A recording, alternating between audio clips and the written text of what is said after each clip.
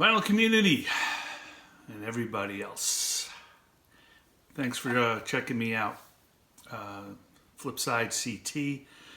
And my last three videos have been about Goat's Head Soup and the Rolling Stones, the reissue, and Brussels Affair. Three-part documentary. I don't know, somewhere about 2.5 hours total. If you haven't seen that, and you're interested in the Stones and Goat's Head and learning something about that album and about the Stones at that time period, check it out on my channel. I'm sure you won't be disappointed. I'm sure you'll enjoy, get something out of it. And on saying that, I was very impressed with a lot of people who subscribed. I think especially during the time as I posted these. I must have gotten like 100 new subscribers as I guess they watched it. So I want to welcome you aboard here to my channel. You subscribed, so you did it for a reason. You liked my content, and I'll keep on going as much as I can. And what I will say is I got my eye open on another Stones documentary for, and I'll let the cat out of the bag here, no mystery here. Let It Bleed. If you like the Goat's Head Soup, It's Only Rock and Roll, those documentaries I made, you're going to like this one too. I'm going to do similar approach and dive in deep and tell you why, to me, it is my favorite album, all time. If I had to take one album with me to Mars, that's what I would bring. Vinyl, that is, because they got record players up there, turntables, and an excellent sound system. Anyway, yeah, so thank you, subscribers, for jumping in here. If you haven't seen all my videos and just jumped in and saw that, check other things out. There's some things you'll be pleasantly surprised with. It's all about the turn on for me to give to you. That's what I want from the folks when I watch. I want to walk away with something, either learning something or wanting to buy an album or just like, aha, cool information. So, yeah, so hell, we're in COVID right now. Hopefully one day when we're watching this, we'll say COVID, man, what a shame. You know, the loss of people, the situation the world is in, the situation our country is in. I won't go in deeper, just vote. If you're in the U.S., there's no need to explain anymore. Just vote. Whatever you want to vote for, but just vote. So record stores some are open, some are not. There's regulations when you go in, only a certain amount of people, 4 people, I say. So I went to a record store maybe about a month ago. In fact, it was record store day in August when I went in.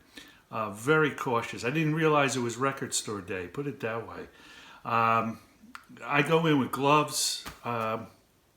That's me, and I'd rather be safe than sorry. It doesn't matter to be overdoing it, you know, because you're flipping, and you got people coming in from all over. Who knows where they're from? Record shows, I see more opening up, more for the outdoors. There was 2 indoors about 2 weeks ago, and it was supposedly okay in Bridgeport, Connecticut. It was okay. I did not and I would not attend an indoors one. But there are a few flea markets happening. One fellow in Peekskill, New York, had like 8 vendors in his driveway, friends of his. And that was open to the public outdoors, which, you know, yeah, that could be safe, sure. I didn't find out how it was, but I'm sure it was good. People are itching to go to get out, but you still gotta be safe, man. We're on a deep incline right now. But record shops, record shows, flea markets, are sort of opening. I'm not ready for that, even though it's, outside. Again, that's me. I'm 60 years old, and I still cautious as all hell. I don't mind being indoors and hanging out, listening to music, being with my wife and chilling. Anyway, I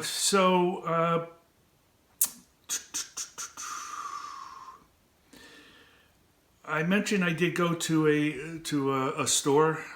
It's called Jerosa. I've shown them on my videos what it looks like. Talked about them. Nice big store. It's pricey. It's pricey. You can get something. You'll find something unique. That's what's sometimes cool about it. It's that luck. It's that timing, like everyone has. And when you find something, you go, oh man.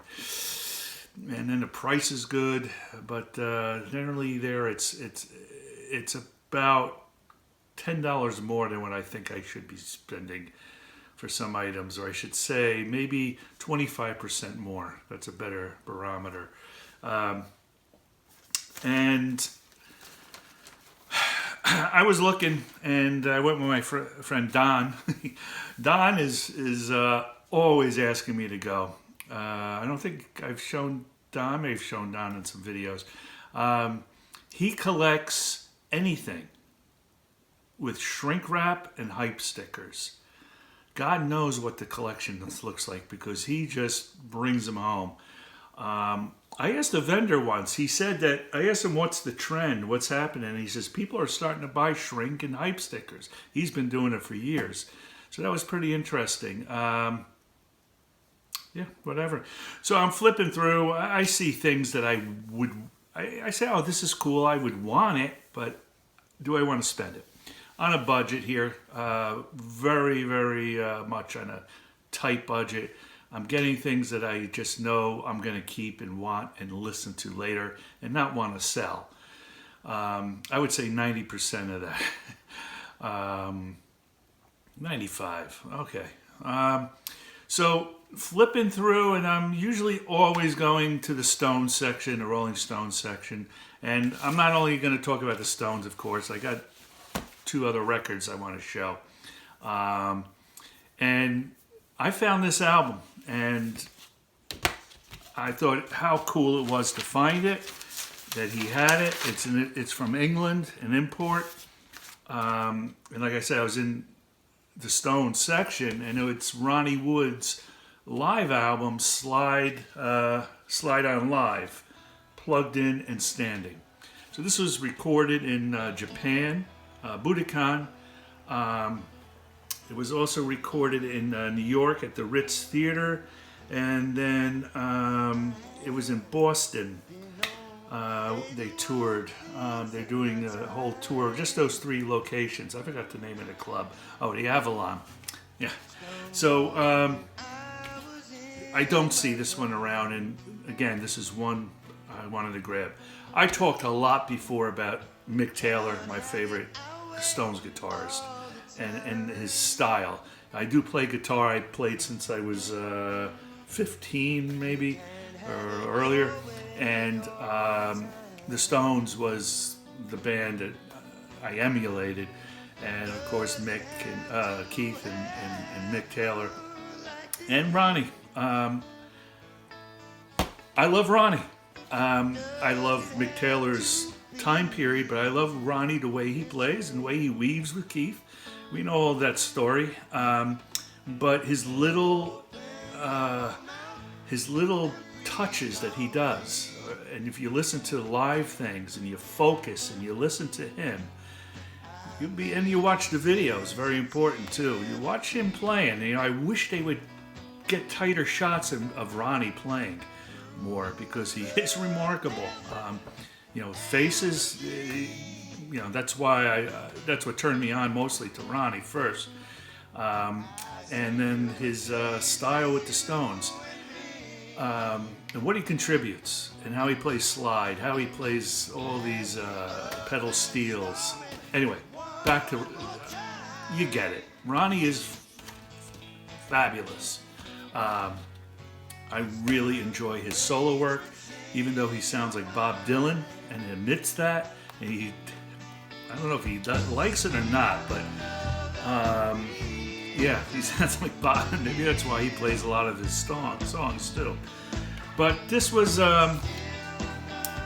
recorded in Dublin, and he was living at the time in '92. I guess the Stones were on break. He was in Dublin and recorded his album called Slide on This from '92, and he went on tour, after. But he has on that album, Slide on This, The Edge. He has Joe Elliott, Ian McLagan, of course, and Hot House Flowers and Bernard Fowler.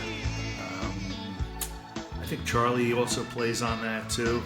So he brought a whole cool session musicians. But on this one, Chuck Leavell. Like I said, he went on tour and he played those locations. The solo material here is just so cool. The sound is real good. It's excellent. Very separated, very clean, vocal, everything. It's very well done. So this is albums from '93, so it's a hard one to get. I paid $40, and okay, I wish I would have paid $30. I would have felt better. $40 is a little pricey, but I had no problem going with a Ronnie album. Stones heads will appreciate this. People who are just iffy, I don't think so, but you'll like it. But Stones heads would definitely would appreciate it. Separated, not cluttered, so nicely done.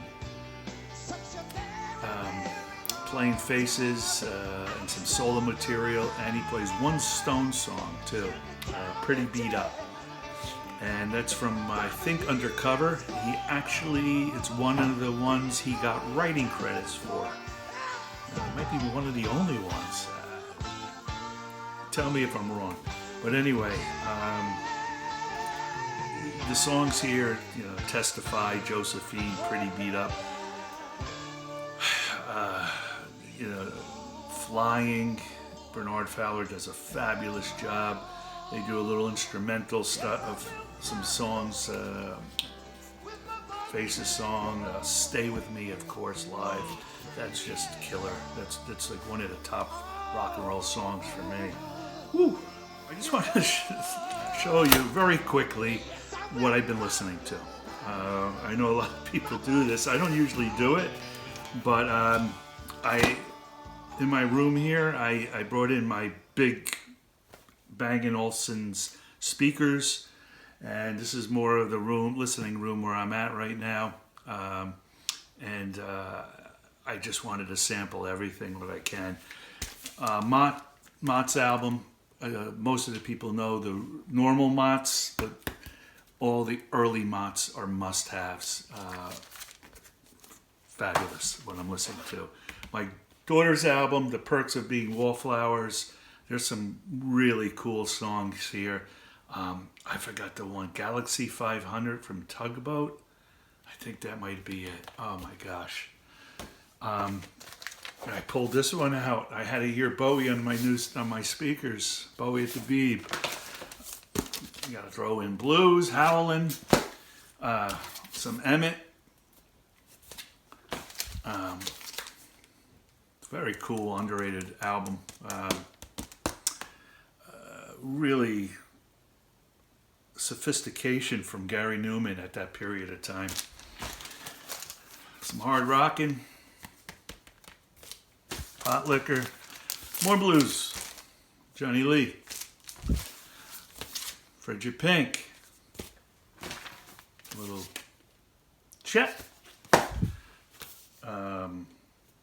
I subscribe to Mick Ronson, some fan club on Facebook, and they were bringing this one up, and because Mick plays or produced on it, and I was just giving this a twirl too. Underrated album, really cool. David Joe. And of course, some Mick Taylor.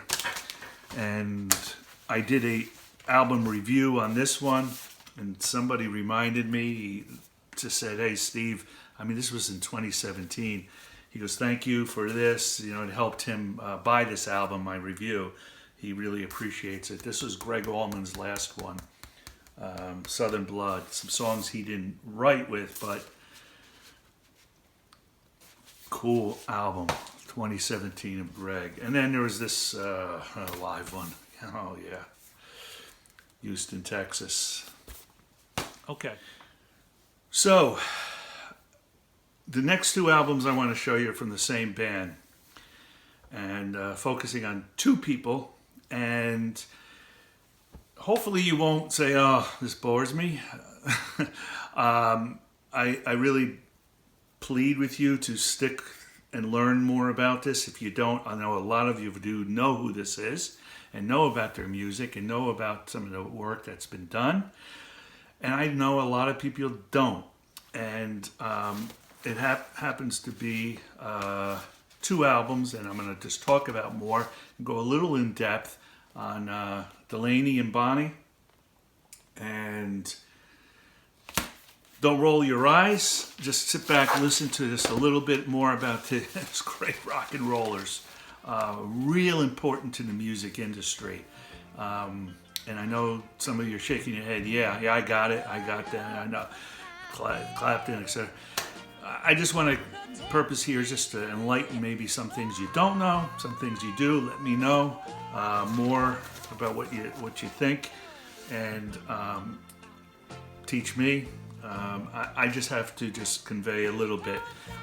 You know, Delaney and Bonnie is blue-eyed, white soul. So it's not any other color. It's white, blue-eyed. It's country, it's blues, it's rock, it's funk. They got it all. Delaney has some really cool background, and you hear the name, but you really, a lot of people don't know what this guy went through, and where he's been, and more important, who he knew, and what he played with, and who he played. It's remarkable. You know, the takeaway here for you is to go research a little more and listen and look. It's really cool. So this is their third album, To Bonnie from Delaney.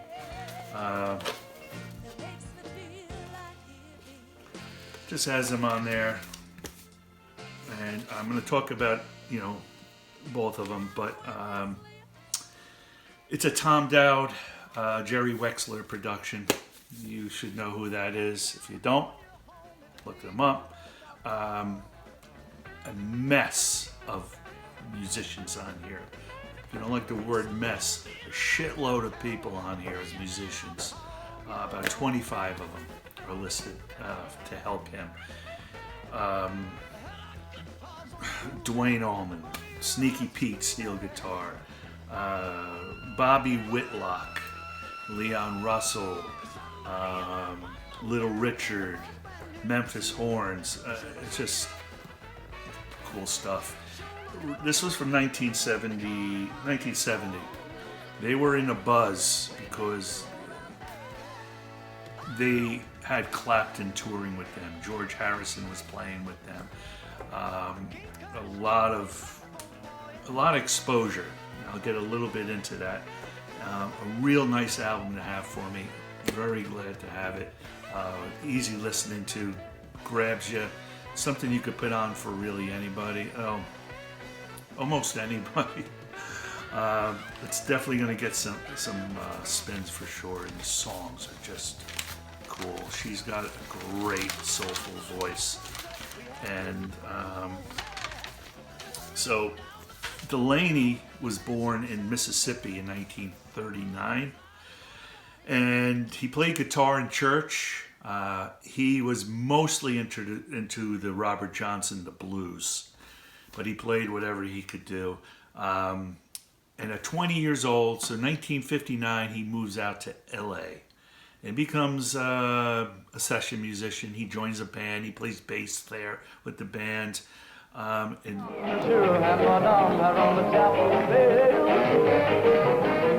Sailor D, sailor O, joking, never can tell. They burn his off in the pot with a tune. Dreaming sweet dreams, the whole day through. Woo! Sweet baby got me dreaming sweet dreams, the night time too. Woo! I love you and I'm dreaming of you, but that won't do. Please baby, you can stop my dreaming, you can make my dreams come true. Ready?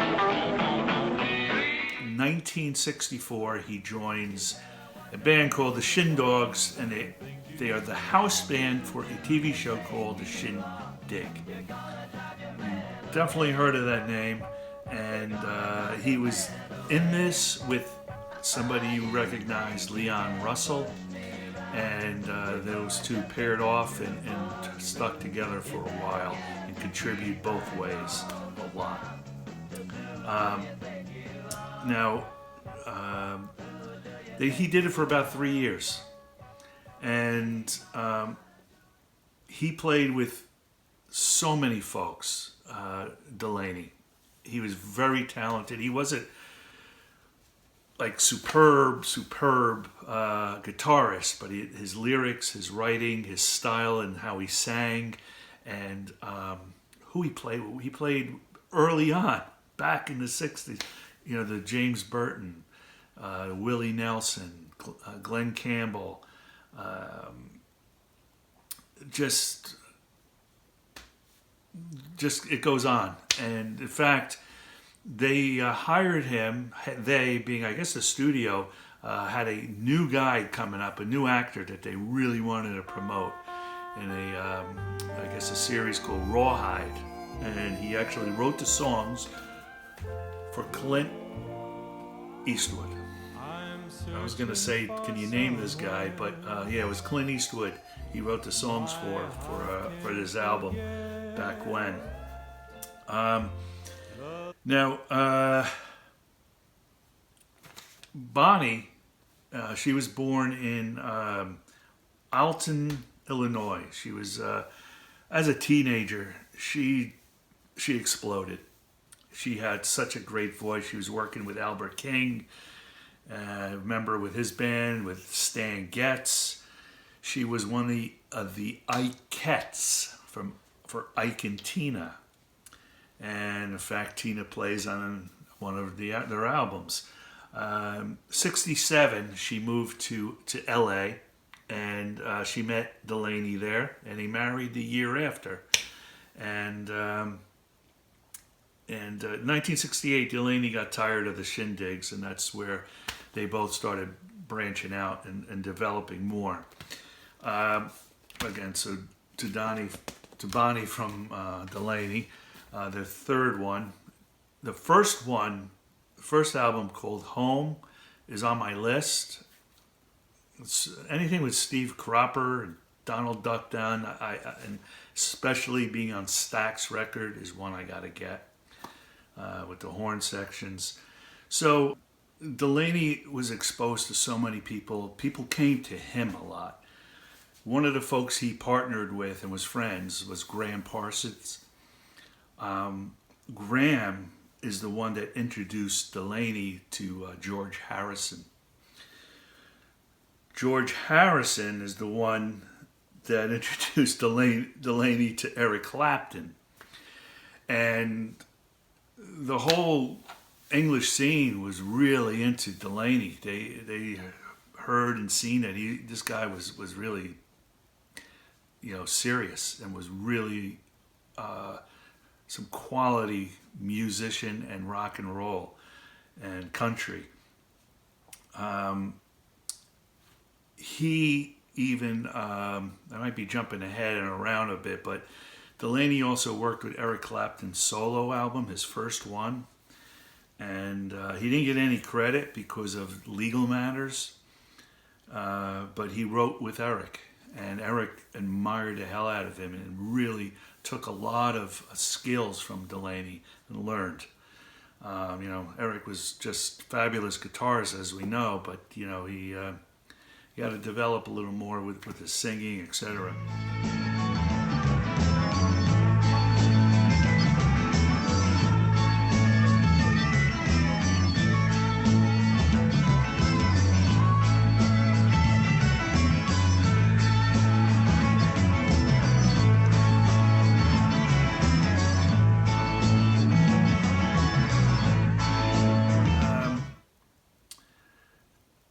they asked Delaney to play with them with Clapton when he was with Blind Faith, and they wanted him to go wanted them to go on tour.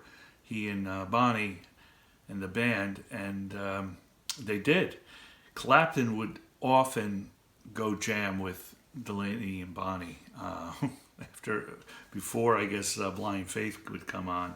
So Eric did a lot of onstage appearances with them, and they say Delaney actually broke up Blind Faith. He doesn't think that's true, but when they broke up, Eric actually asked Delaney if he could join his band, and that's where this Delaney, Bonnie, and Friends came about. And George even asked also, and Dave Mason asked also. So you got 4 guitars on stage. 4. They all clicked because they were all professional and they didn't have the egos. That's remarkable. That's pretty cool. That's something that stands out to me. So you want to check out Delaney and Bonnie and Friends, the album there, the live one. Just really kick-ass stuff, music. I love this track. I mean, I love Delaney and Bonnie's voices. I think they're absolutely fantastic. They're from the South. They're from the deep South, and they obviously sang in church every Sunday. You can hear those sort of gospel-y voices, which I love. Eric told me that Delaney put him through the paces vocally. That's why Eric sings now. Well, and what Delaney said to Eric was, if you don't sing, God will take your voice away. Oh, my God, that's a great thing to get you singing, isn't it? So Eric obviously started singing, but no, Delaney was really inspirational. And George really liked them as well. I did. And their music. I used to love Coming Home. I'm coming home to your love. Oh, yes. I used to love the guitar riff. Yeah. Yeah. Oh, there's so many great songs that they wrote, and I didn't know which one to choose. There's a lot of tie-ins. He assisted with George a lot. So any of you Beatles fans, who you probably should know, Delaney helped George write My Sweet Lord. George really liked Delaney's gospel lyrics. He didn't know about gospel. And Delaney said, well, do you read the Bible? And he said, no. That's where I get it from. But My Sweet Lord.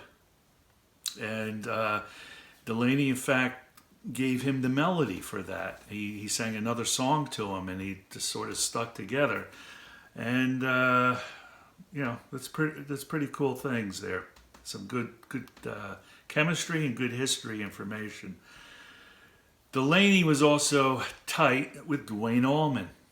Jerry Wexler was asked by Delaney, can you help me out with a slide guitarist? Who else you can ask? I got this guy. You got to see him. So Duane and Delaney became real tight, best friends, and they worked off each other. And Duane is on a few of these. They also had King Curtis, the saxophonist, involved with them too. And Duane would show up often at Delaney's shows, and he would play live with them a lot. And they stayed, inseparable through the years. And that's something Delaney was real proud of. I also wanted to mention Bobby Whitlock, a pianist. Might have played keyboards too, but he played with Delaney and Delaney and Bonnie. And he played throughout, and he's real heartbeat for the band. He, in fact, went to play with Eric and Derek and the Dominoes. You'll see his name with Layla.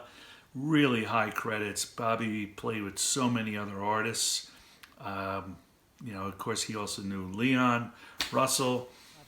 Eric didn't know Duane, and I had known Duane through my thing with Delaney and Bonnie, and we went to see them, and they were playing on a flatbed trailer of an 18-wheeler, and Allman Brothers was set up. It was Duane, Dickie,